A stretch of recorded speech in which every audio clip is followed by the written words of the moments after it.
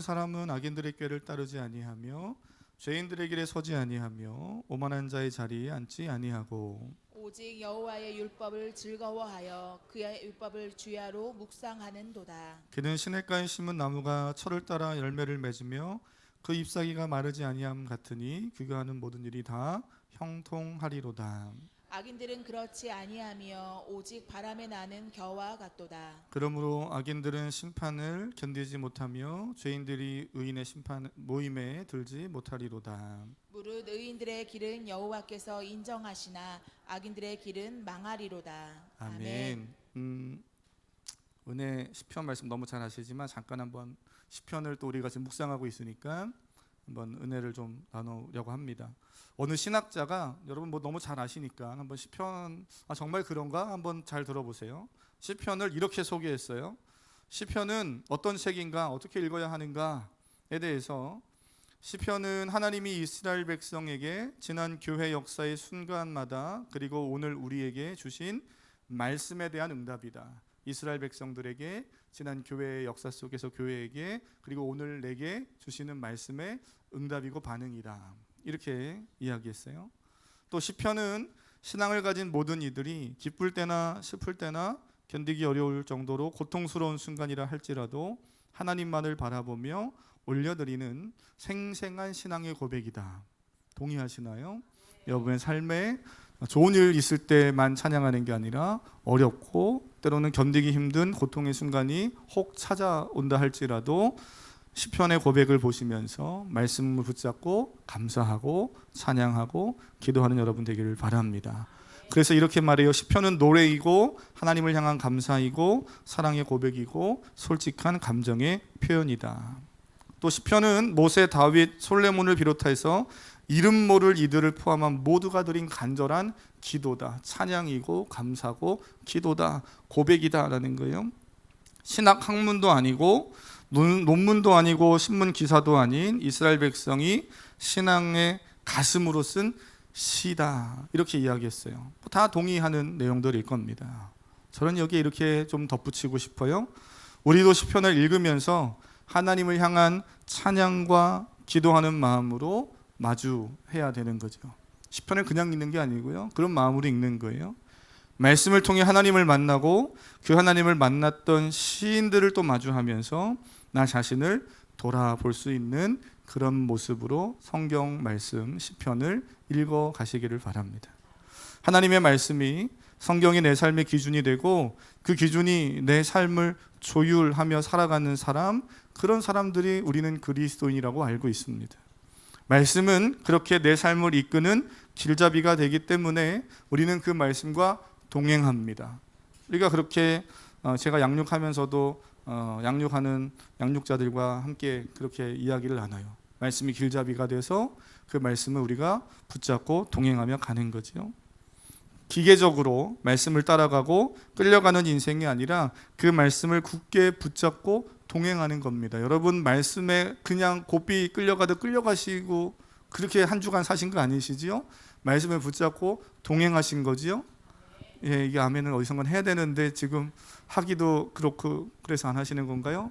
네, 말씀을 붙잡고 동행하며 살아가시기를 축복합니다. 끌려가시면 안 돼요.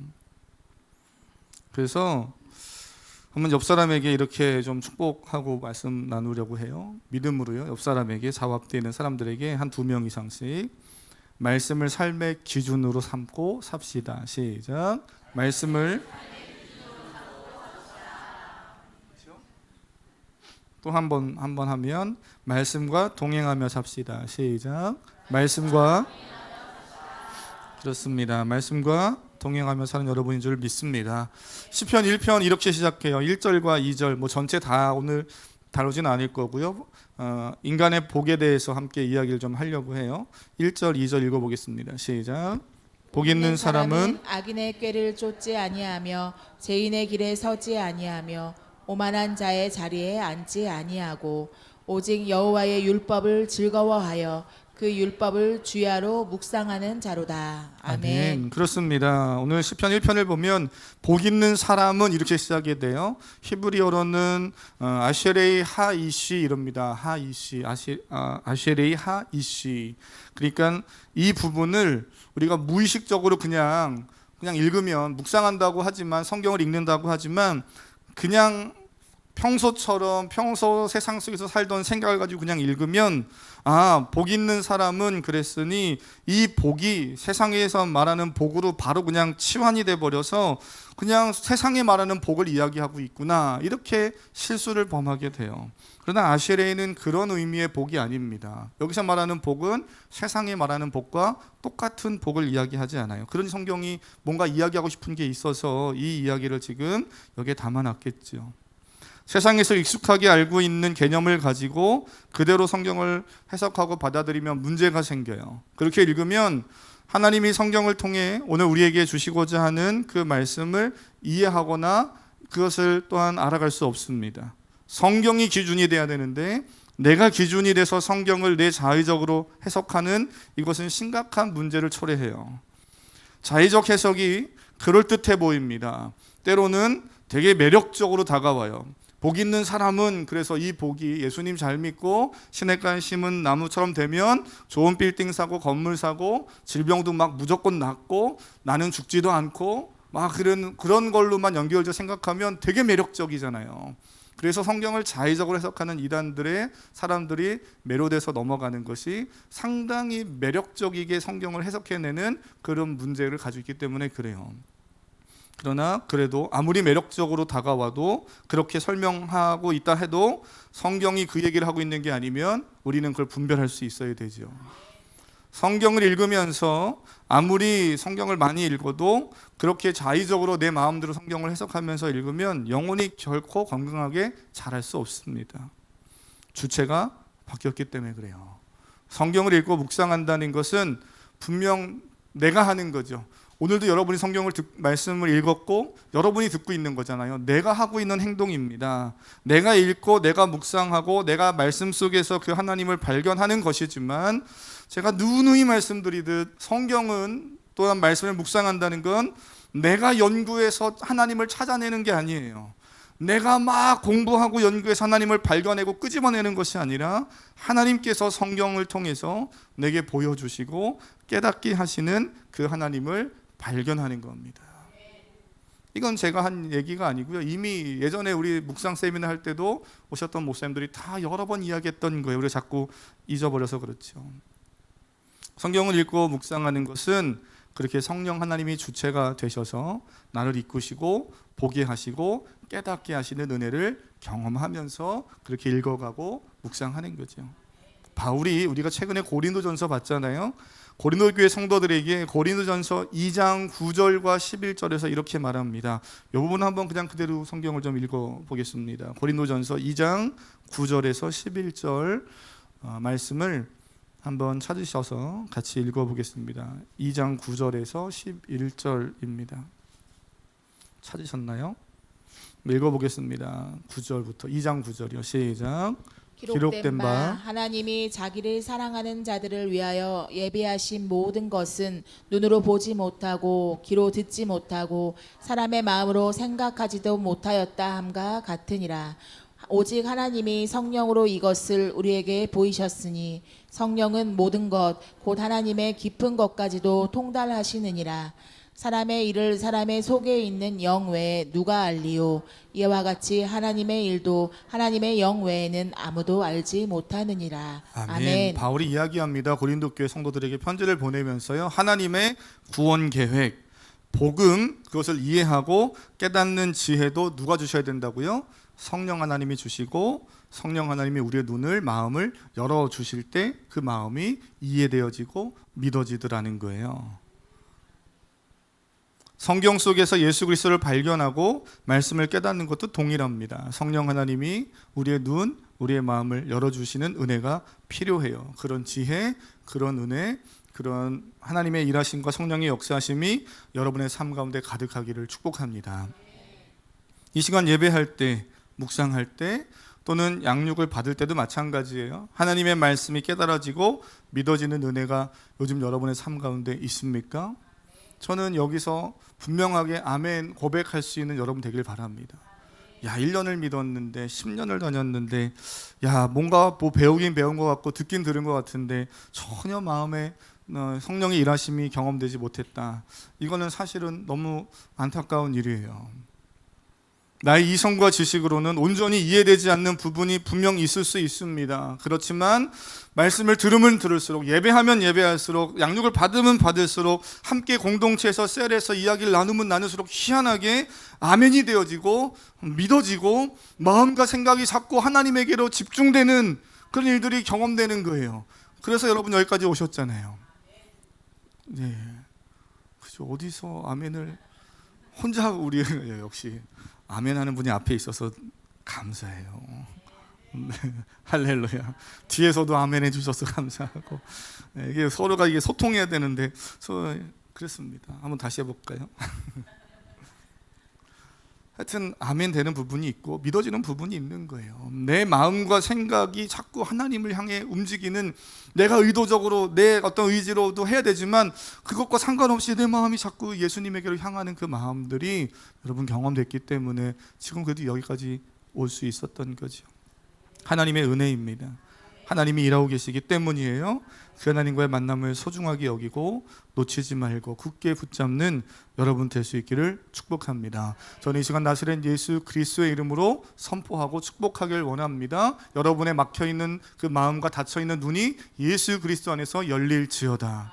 성령의 도우심 가운데 열릴지어다. 하나님 그 은혜를 부어주시옵소서. 제가 그 마음으로 저도 기도하는 거죠. 여러분도 그렇게 기도하시면 좋겠어요. 시편 1편은 분명 우리에게 말합니다. 시편의 말씀 6절까지 다 읽어보셔서 아시겠지만 우리에게 분명하게 말하는 것이 있어요. 하나님과 동행하는 삶, 말씀으로 채워진 삶, 말씀이 이끄는 대로 살아가는 삶은 복이라는 겁니다. 여러분 복인 줄 믿으시죠? 세상이 말하는 복은 뭐예요? 좋은 집으로 이사가게 되는 겁니다. 연봉이 높아지는 것이고 건강하게 사는 것이고 아프다가도 질병이 치유되는 것이고요. 적게 일해도 돈은 많이 벌어서 편안한 삶을 사는 것. 뭐 여러분이 생각하는 복, 여러분이 떠올렸을 때 복 떠올렸을 때 생각하는 그것들 있을 겁니다. 다 있을 거예요. 여러분 지금 세상에서 말하는 복 뭔가 머릿속에 떠올려 보시면 다 있을 거예요. 그런데 하나님이 그리스도인에게 세상을 살아가는 동안 돈 필요 없고 영적인 것만 추구하며 살아가라 이렇게 말하지 않고요. 하나님은 우리에게도 복을 주시겠다. 하나님은 복이시다. 이렇게 말씀하신다는 것 기억하시길 바랍니다. 세상이 말하는 그 복, 난 그거 다 필요 없어. 하나님만 있으면 돼. 맞아요. 맞는데 그렇다고 해서 하나님이 세상에서 필요한, 우리가 살아가는데 필요한 돈도 필요 없으니 너는 돈 없이 살아라. 너는 집 필요 없으니 그냥 노숙하며 살아라. 이러시는 하나님 아니시잖아요. 하나님이 우리의 필요를 아셔요. 오히려 좋은 아버지 되셔서 좋은 것을 공급하시길 원하시는 풍성한 하나님이신 줄 믿습니다. 그리스도인은 그 모든 것이 근데 누구로부터 와요? 하나님으로부터 오는 것을 인정하는 사람들인 거예요. 하나님, 이게 세상 사람들과 겉으로 보기엔 별반 다르지 않는 것 같아요. 나는 우리 청년들이 요즘 참 집을 구하기 어려워서 결혼을 준비하는데 어려움 있는 거 너무 잘 알죠. 하나님 좋은 집도 허락하여 주시옵소서. 필요한 거잖아요. 연봉도 올라가면 좋지요. 차도 필요한데 우리 청년이 이제 이사를 가게 된대요. 근데 이사 가서 어떻게 해요 목사님 그러면서 교회 오기 어려워요. 이러는 줄 알았더니 그게 아니라 이사 가는데 목사님 교회 오기 어려워서 차를 사야 되겠어요. 할렐루야. 그래 차 사라. 그래서 제가 이제 청년이니까 그래서 돈이 많이 이제 없을 때잖아요 청년들이. 그리고 처음 연수를 이제 하는 거니까 면허는 있지만 처음 연수하는 거니까 그냥 중고차 싼 거 사서 가다 혹시라도 이렇게 긁혀도 마음 덜 상하는 거 그런 거 이제 사나 그러면서 어쨌든 하나님 좋은 차를 주세요. 그리고 기도하고 있는데 하나님 하여튼 뭐 이왕이면은 뭐 이렇게 좀 좋은 차를 살려고 또 알아봐요. 교회 올라고 예배 올라고 좋은 차를 살려고 한다는 거예요. 뭐 그 마음이 너무 이쁘잖아요. 그래서 그런 거 다 필요한 거죠. 그거 너 하나님이 복을 주시는데 여기서 1절에서 말하는 복이 세상에 그런 거는 전혀 상관없는 영적인 복만 얘기하는 거야. 그러면 차도 사지 말고 그냥 걸어와야죠. 따릉이 타고 오고, 이거 뭐 요즘 애들 타는 거 뭡니까? 전기 스쿠터 이런 거 타고 다니고 그래야 되죠. 근데 우리 하나님 그렇게 하시지 않잖아요. 때로는 필요한 것을 주시는 하나님이시죠. 저는 그 하나님이 참 좋아요. 근데 문제는 뭐예요? 주객이 바뀌어서 그것을 주시는 분이 하나님이신데 그 하나님을 복 삼지 않고 그 하나님으로서 받을 것을 복으로 삼고 살아가니 이것이 문제인 거죠. 오늘 1절에서 내 삶의 진정한 복을 무엇이라고 말합니까? 인생의 진정한 행복, 그것이 어디서 온다고 말합니까? 1절과 2절을 읽으셨죠? 분명하게 이야기합니다. 1절, 악인의 꾀를 따르지 아니하며 죄인의 길에 서지 아니하고 오만한 자의 자리에 앉지 아니하는 그 삶, 얼마나 많은 직을 가졌는가, 얼마나 남들이 부러워하는 삶을 사는가, 그런 이야기 하지 않고요, 악인의 꾀를 따르지 않고 죄인의 길에 서지 않고 오만한 자의 자리에 앉지 않는 그 삶, 그 삶을 살아가는 것 자체가 복이라는 거예요. 그 삶을 살아갈 때만 진정한 행복을 가질 수 있다는 겁니다. 근데 하나를 더 붙여놨죠. 뭐라 그럽니까? 여호와의 율법을 즐거워하고 그의 율법을 주야로 묵상하는 삶. 이거는 두 가지를 이야기하고 있는 것 같지만 분리된 두 가지가 아니에요. 하나예요. 결국 내 삶이 어디를 향해 가야 된다는 거예요? 내 삶의 방향성이 어디에 있어야 된다는 거예요? 하나님에게 있어야 된다는 거예요. 말씀에게 있어야 되고 말씀과 동행하는 삶을 살 때 인간은 진정 행복을 누릴 수 있고 그것이 진정 복임을 알아야 된다. 시편은 그렇게 이야기하며 시편의 1편을 열어갑니다. 하나님은 구원받은 성도들을 기계 부품 다루듯이 하나님 나라를 완성하는 데 있어서 오늘 우리 윤아 집사님을 기계 부품처럼 쓰다가 이제 지금은 젊어서 사용하고 나이 들면 지쳤으니까는 너는 이제 버리고 다른 사람을 대체한다. 이렇게 하나님은 우리를 소모품처럼 쓰시는 분이 아니잖아요. 우리를 인격으로 대하시는 분입니다. 우리에게 관심이 많으시고요, 우리 일상의 세밀한 부분을 다 하시는 분이에요. 우리의 행복에 무관심하지 않는 분이에요. 그래서 저는 시편 1편이 시작되면서 복 있는 사람은 인간의 행복은 이런 것이다 라고 이야기하고 있는 이 내용이 시편 처음에 나오는 것이 참 너무나 좋았어요. 하나님 우리의 행복에, 우리의 삶에 무관심하지 않다는 거예요.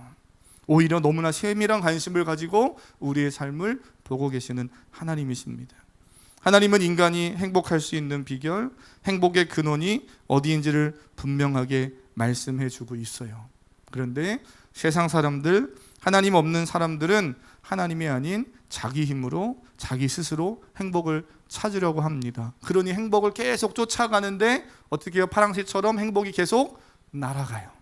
쫓아가고 잡은 것 같은데 또 날아갑니다. 제가 몇 가지 조사한 내용들을 좀 한번 읽어드려 보려고 해요. 인간의 행복에 대해 관심이 있었던 일은 요즘 말은 아니에요. 어제 오늘 일이 아니고요, 옛날부터 고대 철학자 때부터, 인간이 존재하는 순간부터 있었을 거예요. 인간이 철학을 하고 사유를 하고 글을 쓰고 하는 순간부터는, 기록에 남겨지는 순간부터는 계속 그것이 고민되어지고 연구되어졌습니다. 물론 그 이전부터 그랬겠지만 기록이 없어서 우리가 모를 뿐이지 인간이 존재하는 순간부터 행복에 대해서 고민했을 거예요. 우리가 아는 소크라테스, 플라톤 같은 고대 철학자들도요, 행복에 대해 말을 했고, 플라톤 같은 경우는 행복을 이렇게 정의했어요. 욕망이나 감정에 휘둘리지 않고 이성이 삶을 주도해 갈 때, 그때 비로소 진정한 행복을 누린다. 그러니까 막 쾌락이나 감정이나 이런 어떤 거에 막 이끌려가는 것이 아니라 인간답게 사유하고 이성적인 판단을 하는 삶이 행복한 삶이다, 그랬다는 거예요. 우리가 생각하는 복과는 많이 다르죠. 아리스토텔레스 같은 사람은 행복은 개인의 노력만으로 되지 않고 공동체 안에서 함께하는 삶이 뒷받침되어져야 한다, 이렇게 말했습니다. 이런 점에서 보면 저는 요즘 현대인들이 말하는 개인의 행복, 요즘 현대사회가 얼마나 개인주의예요. 얼마나 개인의 행복을 중요하게 생각합니까? 그 개인의 행복을 추구하려고 하는, 자기만의 삶을 강조하는 이러한 행복을 추구하는 이 시대에 이 아리스토텔레스나 고대 철학자들이 이야기했던 행복만 봐도 참 너무 많이 아쉬운 점이 있죠. 이 시대 우리가 말하는 행복을 볼 때.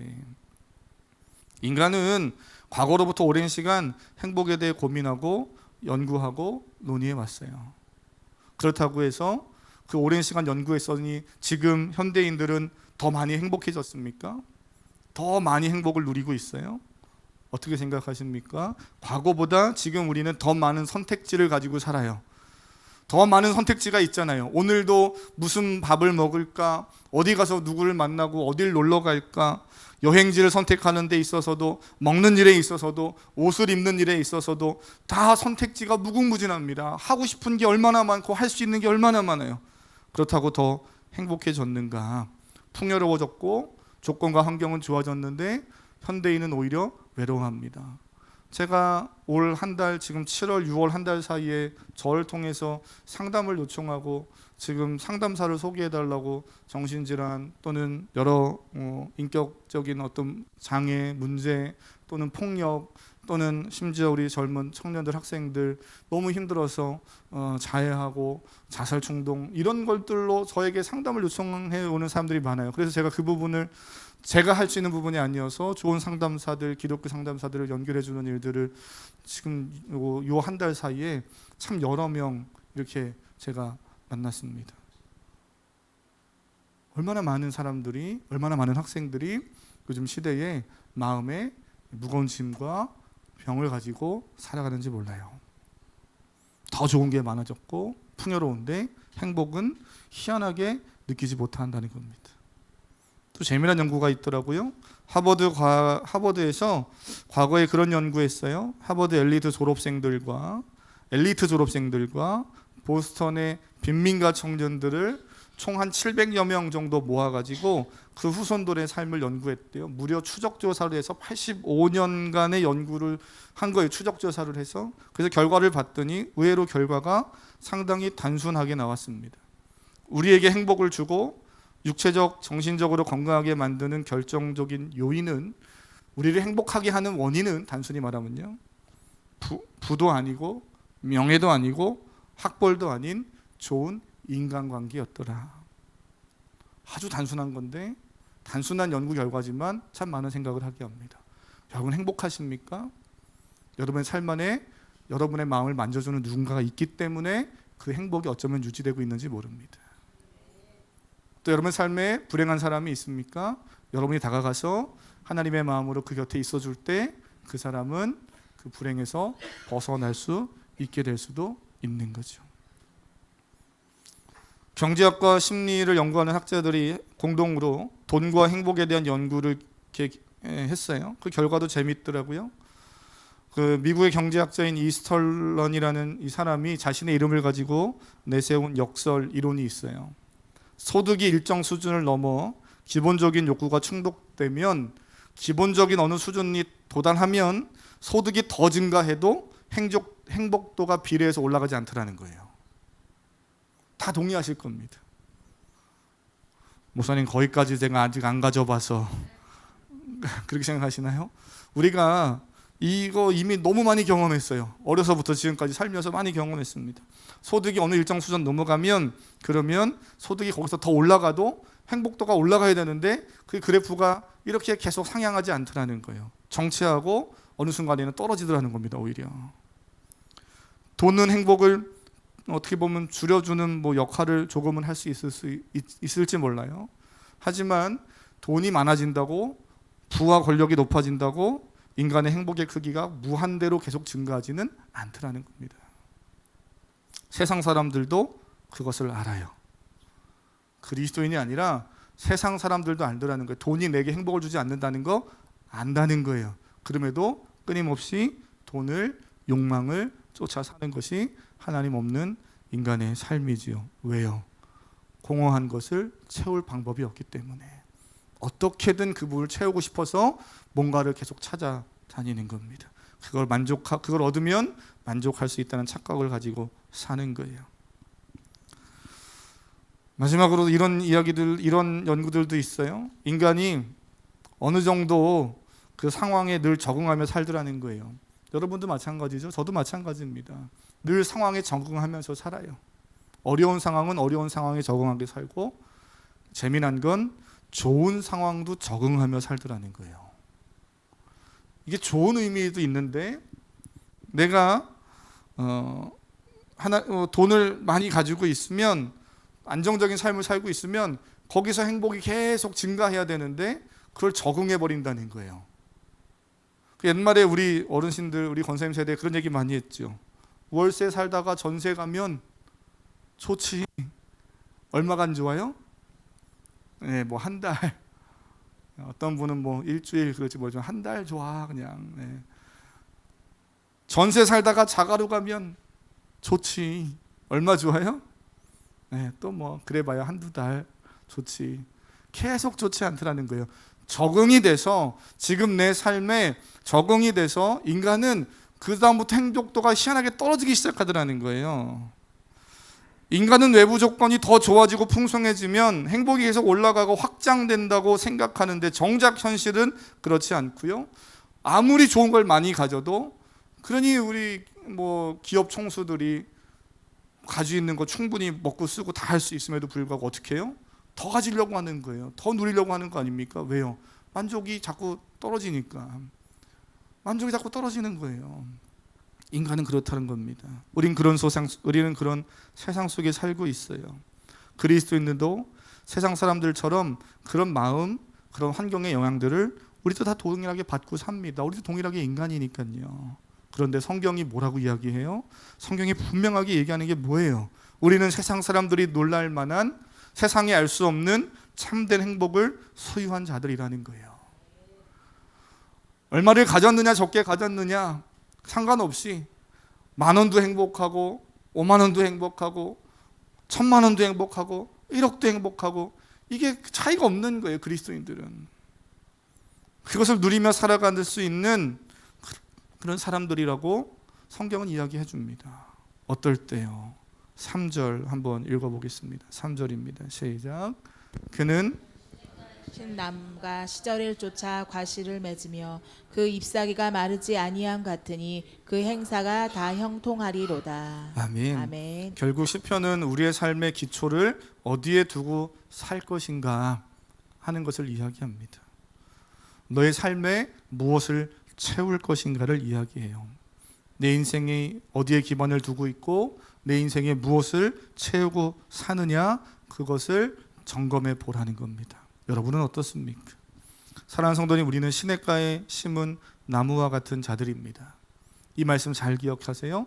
나의 힘으로 좋은 환경을 만들고 나의 힘으로 사회적, 경제적, 정치적 좋은 백그라운드를 만들어서 좋은 시냇가를 내가 만드는 거 아니에요. 내가 만들어서 거기에 내 삶을 세워가는 거 아닙니다. 성경이 그렇게 말하고 있지 않아요. 하나님은 우리의 삶을 충분한 영양분이 공급되는 시냇가로 끌어다가 옮겨서 심어 놓겠다는 겁니다. 그렇게 하나님의 말씀 가운데 주 안에 거하는 그 삶이 오늘 3절에서 이야기하고 있듯이 철을 따라 열매를 맺고 잎사귀가 마르지 않으며 하는 모든 일이 형통케 되는 은혜를 받게 될 것이다. 그것이 인간의 진정한 행복이고 행복한 삶이다 라고 말하죠. 하나님 말씀을 즐거워하고요, 그 말씀을 묵상하며 따라가는 사람은 하나님이 준비해 놓으신 그 시냇가에 심겨진 나무처럼 그렇게 열매 맺고 풍성한 삶을, 넉넉한 은혜를 공급받으며 살아가는 줄 믿습니다. 이런 삶은 외부 조건이나 자기 감정에 흔들리지 않아요. 나의 노력, 어떤 율법적인 행위로 만들어가는 것이 아닙니다. 사랑하는 성도님, 믿음으로 굳게 붙잡길 바랍니다. 인간의 행복은 하나님과의 만남에서 시작됩니다. 그래서 제가 설교 제목을 아마 그렇게 정한 것 같아요. 뭐라고 했습니까? 인간의 행복은 하나님과의 만남에서 시작됩니다. 여러분 그리스도인인데 교회를 다니고 있는데 여러분의 삶에 행복이 깨어져 있다면 하나님과의 내 만남이 혹시 문제가 있지 않는가를 점검하시길 바랍니다. 인간의 행복은 하나님과의 만남에서 시작하고 그 하나님과의 만남 속에서 풍성한 말씀으로부터 공급되는 은혜들, 하나님과 교제하는 그 은혜들 안에 있을 때 우리의 삶은 계속해서 풍성해지고 그 행복을 계속 누리며 살 수 있는 그런 삶을 살아가는 거예요. 요즘처럼 미래가 불확실하고 답답해 보이는 때에 인간은 더욱더 본질적인 행복을 찾고 싶어 합니다. 명상도 하고 뭐 어디 템플스테이도 가고 뭐 이런저런 것들을 막 해보려고 해요. 그러나 성경은, 특별히 시편은 우리에게 분명하게 말합니다. 말씀을 믿음으로 붙잡고 결단하고 하나님 안에서 살아가십시오. 6절에 그런 삶이 악인들과 이렇게 차이가 난다고 말씀하지요. 함께 읽고 마치겠습니다. 6절입니다. 시작. 무릇 인정하시나 악인의 길은 망하리로다. 아멘. 아멘. 이게 인정하신다는 뜻이요, 나의 삶을 지키고 보호하신다는 거예요. 하나님이 인정하는 삶이니, 하나님이 책임져 주시겠다고 하는 삶이니, 그 당연히 하나님의 보호하심과 인정하심이 있는 거죠. 사랑하는 성도님, 그 길을 가고 싶으십니까? 그 길을 지금 잘 걷고 계십니까? 오늘 이 시간 이 찬양으로 함께 우리의 마음을 고백하면서 우리 말씀을 붙잡고 한번 좀 기도하기를 원합니다. 하나님, 나는 세상을 사는 동안 건강도 필요합니다. 하나님이 때로는 우리에게 지식도 채워주시고 재물도 주시고 좋은 친구, 동역자도 주실 줄 믿습니다. 복 주시겠다 말씀하신 그 하나님이, 복이신 그 하나님이 우리의 모든 상황을 아셔서 그 모든 것을 다 주시는 줄 압니다. 그런데 하나님, 내가 그것을 쫓아 사는 것이 아니라 그것을 주시는 그 하나님을 바라보고 그 예수님 안에, 말씀 안에, 성령이 인도하시는 인도하심 안에 내가 그렇게 오늘 이후로 다시 한번 결단하며 나가겠습니다. 주님이 필요하고 말씀을 즐거이 따르는 삶을 살겠습니다. 우리 이런 고백을 우리 찬양 안에 담아서 함께 기도하고 말씀 붙잡고 기도하겠습니다.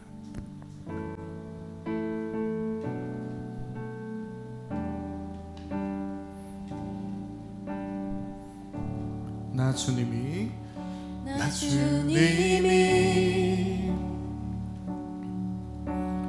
더욱 필요해 이전보다. 내 입술의 말보다 더욱 표현할 수 없네. 주가 필요해. 우리 한 번 더, 나 주님이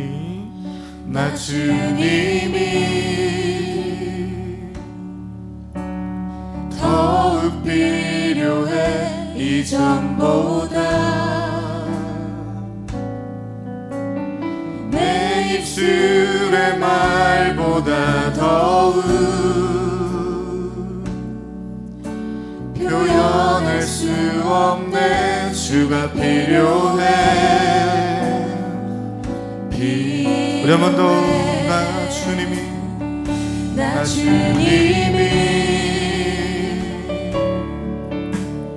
더욱 필요해 이전보다. 내 입술의 말보다 더욱 표현할 수 없네. 주가 필요해.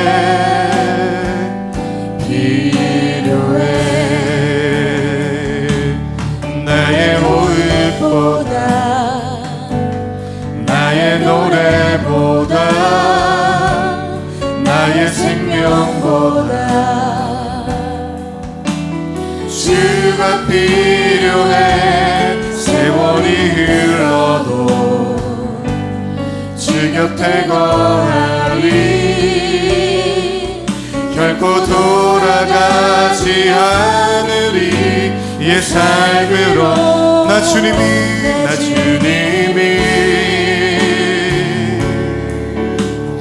더욱 필요해 이전보다. 내 입술의 말보다 더욱 표현할 수 없네. 주가 필요해. 나의 호흡보다,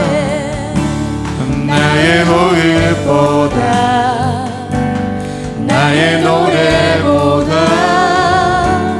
나의 생명보다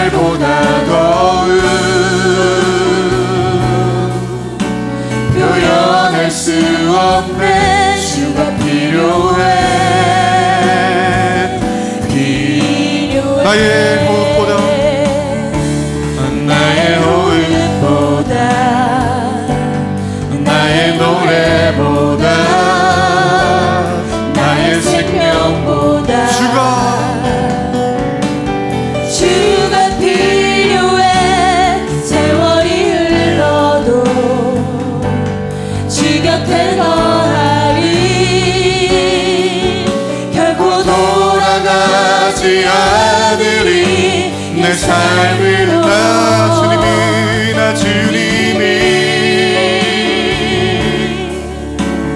하나님, 오늘 이 고백이 우리의 믿음의 고백이기를 원합니다. 우리 사랑하는 성도들이